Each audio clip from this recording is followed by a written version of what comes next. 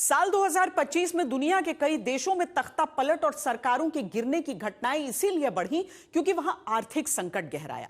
बेरोजगारी और महंगाई ने लोगों का जीवन मुश्किल बनाया और भ्रष्टाचार, सत्ता के दुरुपयोग ने जनता का भरोसा तोड़ा। सोशल मीडिया ने भी बड़ी भूमिका निभाई, जिससे विरोध आंदोलनों को संगठित होने की ताकत मिली और कई देशों की सरकारों पर दबाव बढ़ा। लेकिन उन देशों की अस्थिरता के मुकाबले भारत में साल के अंत तक स्थायित्व पर विश्वास जनता ने जताया। परिणाम ऐसा आया कि बिहार में भी बीजेपी ने इतिहास मोदी नीतीश की जोड़ी के दम पर रच दिया। जब इतनी लाइट है, हर एक के हाथ में लाइट है, तो लालटेन चाहिए क्या? –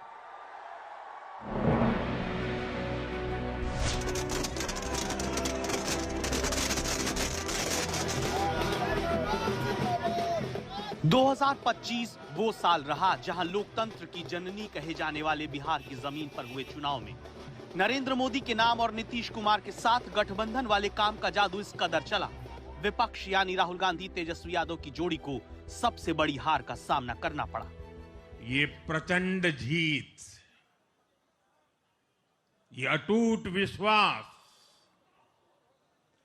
बिहार के लोगों ने बिल्कुल गर्दा उड़ा दिया है।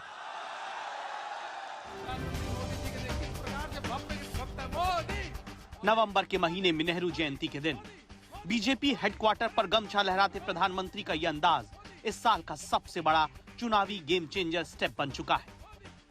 बिहार ने 2010 के बाद का सबसे बड़ा जनादेश एनडीए को दिया है।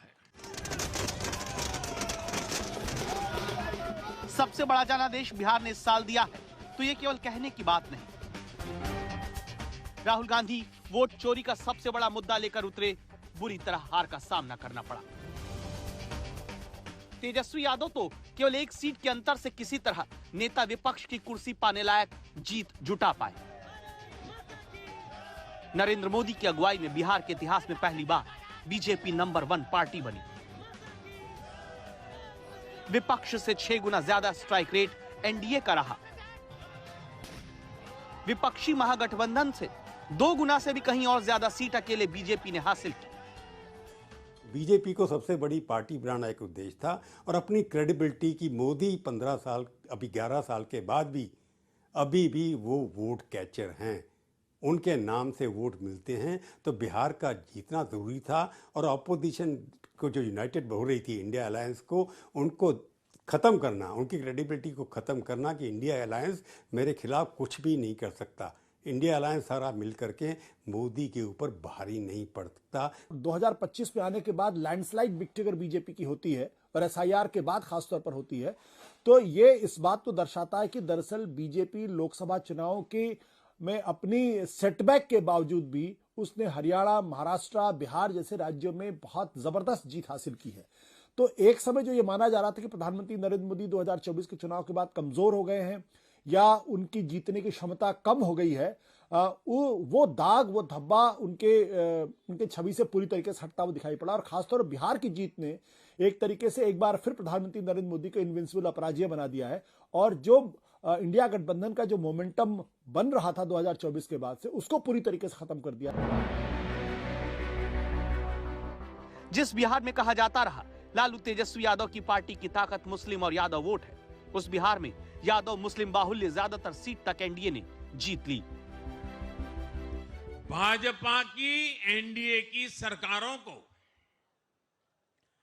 20-20 साल बाद भी अगर जनता फिर से चुन रही है, तो ये देश में pro people, pro governance, pro development राजनीति की स्थापना है। ये भारत की राजनीति का नया आधार है। इसी बिहार की जमीन से प्रधानमंत्री ने पहलगाम हमले के बदले का ऐलान किया और फिर ऑपरेशन सिंदूर के अंजाम ने बिहार में नरेंद्र मोदी पर भरोसे की मुहर 2025 में लगा दी।